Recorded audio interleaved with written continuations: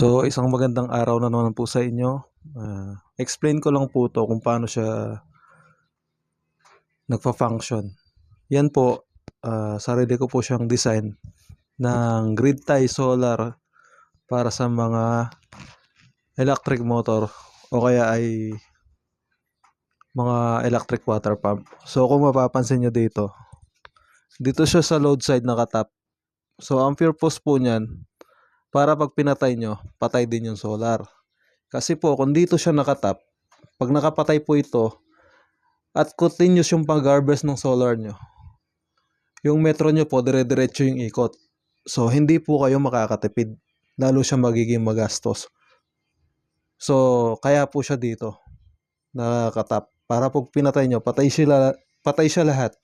At hindi po iikot yung inyong metro. So, ang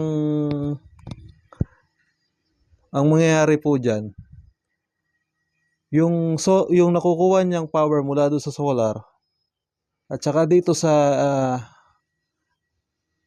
electric company nyo or sa halimbawa po ay Meralco. So nagko-combine lang po 'yan.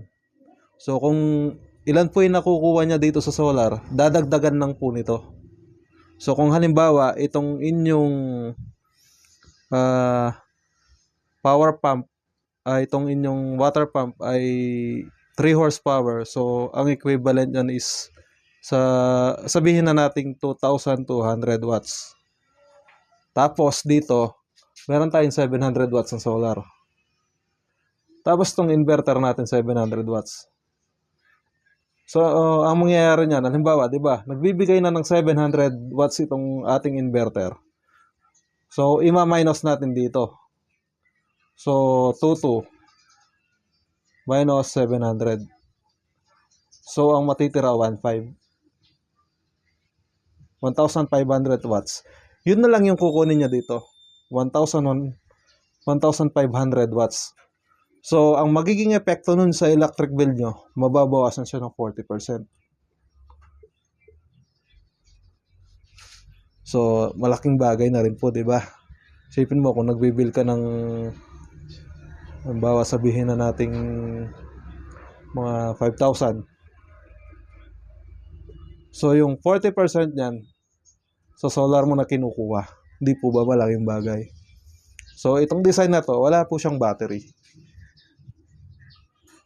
Kaya lang po, ang nangyayari dito, pagkagabi, hindi siya gagagana. Dito lang po siya lahat kukuha. So, halimbawa naman, gawin na nating 2,200 watts to.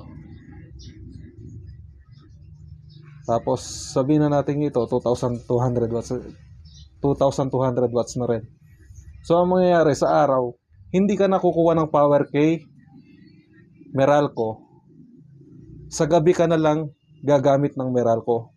So, sa araw, libre na lang yung kuryente mo. So, ganyan po yung function niyan. No, hindi tayo pwedeng rumekta dito dahil yung sobrang harvest nito, kaya niyang paikutin tong metro. Lalaki yung bill nun. Kaya dito lang siya sa load side.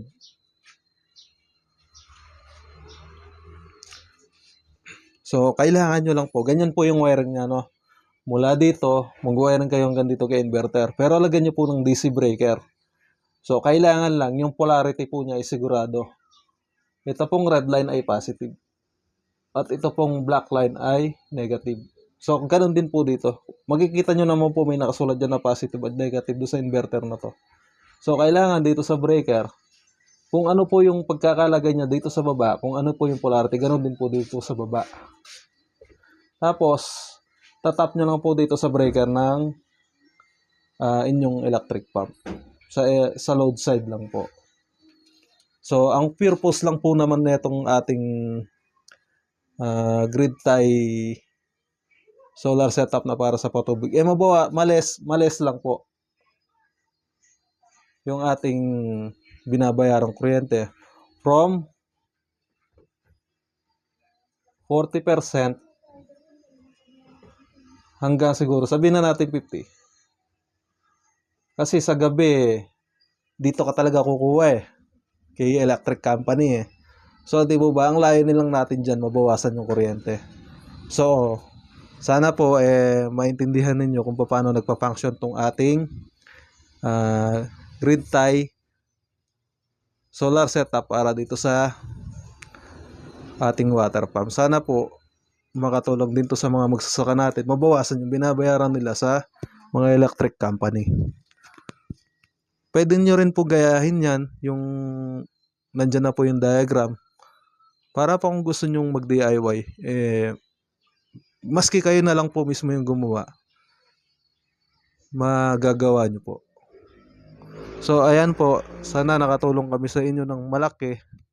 Maraming salamat po sa inyong panonood. So next vlog natin siguro yung off-grid naman yung i-discuss natin para sa bahay. Para sa mga nagtatanong na tungkol doon. Ang dami kasi nagchat-chat din sa akin about sa solar hindi ko naman po siya alam lahat. So yung mga bagay na alam ko lang, yun lang i-discuss natin. O yan po, maraming salamat. Paki-share nyo po yung video natin para marami pa po tayong matulungan. Maraming salamat po sa inyong panonood.